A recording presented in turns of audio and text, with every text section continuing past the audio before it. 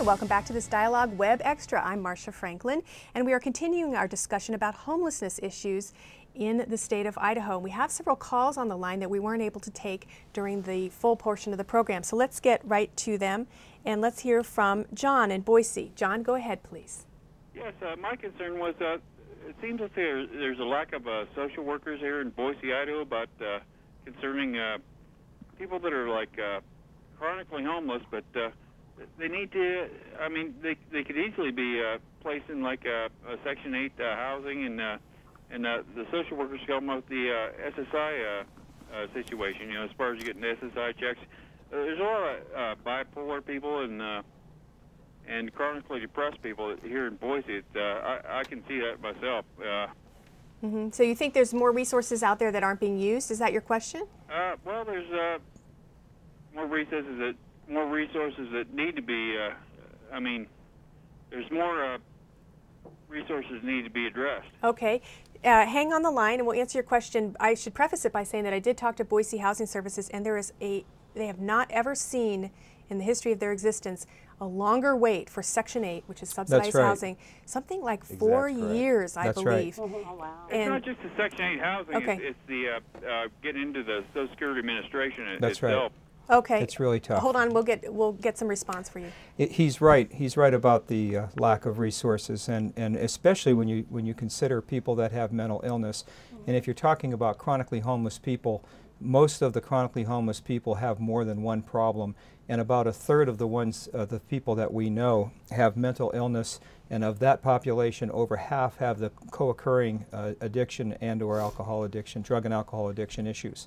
I know you were saying that sometimes you see people kind of dumped at the rescue mission without their medication. They are. As a matter of fact, people are discharged from the local hospitals, and their exit plan or their discharge plan is to take them to the rescue mission, drop them off from the taxi cab, and leave them on our doorstep. And so we've done something about that. And I want John to know that we do have a grant from the United Way. This is our third year of funding to provide in-house mental health care through a community mental health provider. And we've seen some great success with that. And if we could double or triple that money, we could see double or triple the success. But again, these are charitable organizations providing mental health care. Jeff Conroy and then BJ, what do you think will help solve this gap with mental health services? And the caller's also saying access to Social Security, I believe. Wow. Go ahead, BJ. It's frustrating because without support and without state support, those are the areas that are getting cut. We're seeing it in disabilities. We're seeing it where the Department of Health and Welfare is losing hours. Everyone is. And that's where we're going to end up having more and more people coming to us and without medications, without the kind of services they need. And we don't have that kind of staff. No. With health and welfare cutting their budgets and being closed every other Friday, those people with mental illness are getting less and less services, so they're having to come to the nonprofits to get their mental casework, mental illness casework done. And the nonprofits are stretched. The donations are not coming in to support that. We have case management services, but their opportunities to do it pro bono are less and less because it's a domino effect. They're getting stretched also. Do you have any thoughts on this, Sarah? Now I know you were a substance abuser. You don't have a mental illness as well, but substance abuse plays into that. I mean, it can be seen as a medication, self-medicating. Well, I actually was diagnosed with bipolar a while ago. Fortunately for me, though, we were able to kind of work with the Terry Riley Health Service in Boise, which is definitely a big help to low income / straight up homeless, you know, with their sliding scales and stuff like that, and they have a grant. And so if it's possible to get that kind of help through them, then they can put you on a grant and help you with some meds. You know, and we're not looking at Terry Riley, folks. We're looking at the shelter where you stayed. Right. So that was a big plus for me.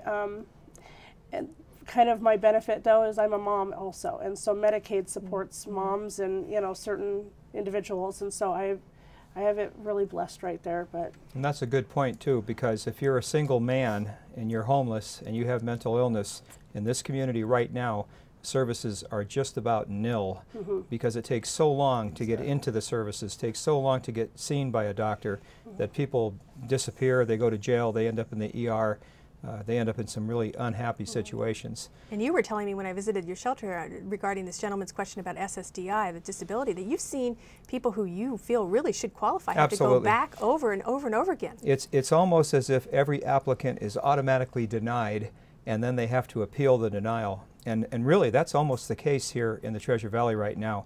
And these people that we've been able to help with our grant from United Way, with our partner with the mental health provider Affinity Group, it's taking us almost 2 years for each of those individuals to go through this process to get SSI or SSD. Almost 2 years per person. So it's a remarkable challenge. And if you don't have good case management and support for those people, somewhere along the way in that process, they're going to break down and give up. And I see Exactly Jeff Conroy. right. I see Jeff Conroy nodding. Let's take a call from Connie in Boise. Connie, go ahead, please.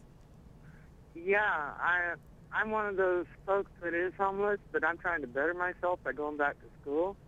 Great. And I'm doing it all online. And I know what it is to be homeless right now, and it's a struggle.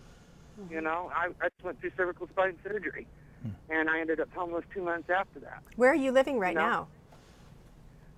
Right now, I'm living in a travel trailer, and it's only by the grace of God that I've got it, because these people knew I was homeless and had just had cervical spine surgery, and they offered it to us, and we feel very blessed for it. And did you have a particular question we can help you with today? I just, I hear what you're all saying and everything, but I don't see anything getting done with the people right here in Boise. I mean, the surrounding areas, yes. But if if you are on Social Security and you lose that Social Security, you're homeless in an instant in this town. And what's been the main obstacle for you? What have you tried the different shelters and their programs, or? I haven't went into any of the shelters because when I did, they told me to climb up on the top bunk. Oh. And I had a broken neck at the time. It was impossible. So I had to deny that shelter. So, I know what it is to struggle in this town, and, I'm trying to turn my life around on my own. So. Do you have any suggestions, Reverend? Well, certainly I would. Go ahead. I would certainly suggest that if you have any kind of need that you think we could meet, or if you just want to talk to case managers, I would suggest come by City Light and do that and see if there isn't some possible help there for you. It sounds like you're getting along and you're doing a good job of helping yourself, but there again, it may be that you don't know what all the resources in the valley are, and we certainly do. If there's one thing we do, we know the connections. LADA is a good referral too, and they're on our website. They're administering. I understand about LADA. Excuse me. I understand about LADA because they're the ones that helped me with my propane for this winter. So they are a very good alternative service, to get help. yeah. Right. And that's the way I've stayed warm this winter. If it wouldn't have been for LADA, I don't know what we would have done. I really appreciate you calling in. I really hope, and I know all of us here do, that your situation improves, Connie.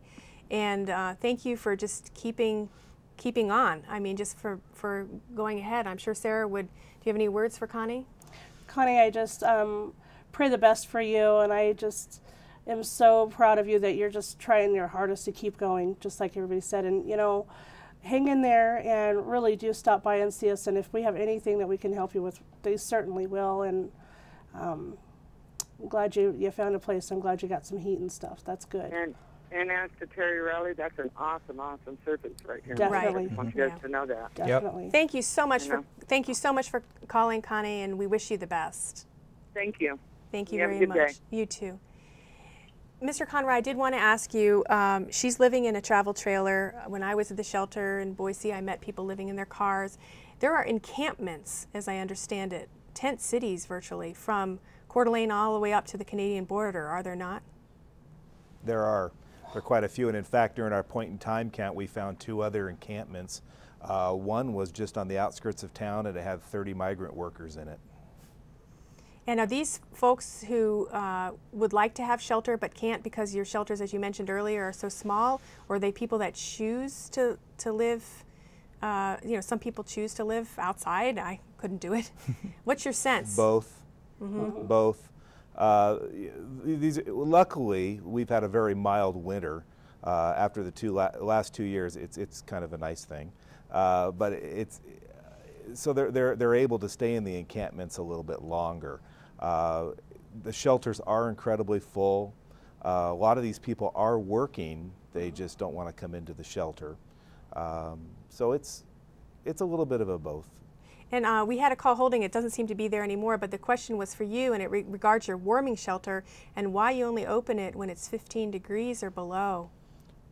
Yeah, it's an agreement we have with the city of Coeur d'Alene, for the fire department, and it's financial. That both of the warming centers in Coeur d'Alene are open at 15 degrees. And with those, it's not a good answer, but it's the only answer. Sure. And with the encampments, Jeff, does the county not enforce some sort of sanitary laws? I mean, how is that all handled when you get that many people together in a place? A lot of them are hidden. The only time the police will go out and bother them is if they're being a nuisance or if they're being out of control. The police have been rather lenient this year.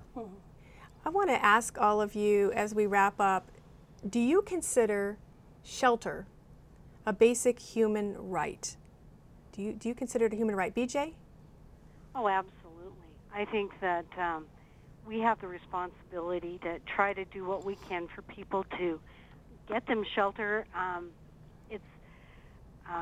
It's a very basic need, and how can they improve themselves if they don't feel like they've got a safe, secure place to be?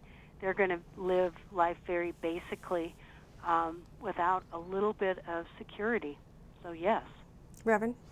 Yeah, I do. Frankly, I have a little bit of a different slant on that. I really believe that it is the responsibility of people of God, people of faith, people in the faith community, that from my Bible and the God that I serve, we're commanded to help the homeless, the hungry, the poor, the widow, the orphan, and visit the prisoner. And so we take that very seriously at the Rescue Mission, that we want to provide every person coming through our door not just a place to sleep, but a place where they're going to have their dignity restored, they're going to have encouragement and hope in everything that we do to inspire them to stick it out and work with us and work their way out of homelessness. And if they are not Christian or don't want to convert to Christianity? That doesn't make any difference to us. We you know, as Sarah said earlier, it's a matter of what God has told us to do. And if you look at the scriptures and you see the people that Jesus interacted with, a lot of them didn't like him very much. A lot of them didn't subscribe at all to his theology, but nonetheless he cared for them and he helped them and he instructed us, his people, to do the same thing. So we take that very seriously. And we should mention there is another shelter in Boise, Interfaith Sanctuary, and you work in tandem with them. They take families, you don't, or you separate the families, but you, as I understand it, help feed some of their clients. The sanctuary is a great alternative shelter for folks in Boise. They do have housing for intact families. We don't. The women and children stay at City Light and the men stay at the Men's Mission. But we do interact with them. We meet weekly and we talk about issues and problems. We support one another as much as we can with logistics. And we certainly cross-refer all the time. You know, when someone comes to town, we give them the options. And then, of course, the meal services that we provide include most of the people who stay at Sanctuary because they don't have a feeding program there. And Jeff Conray, what about this issue of housing as a basic human right? And in Massachusetts, by the way, they I think have passed a law to that extent, and they're actually housing some people in hotels at great taxpayer expense because of it. But they have made that as a policy statement in I believe, that state. Look, bad things happen to great people.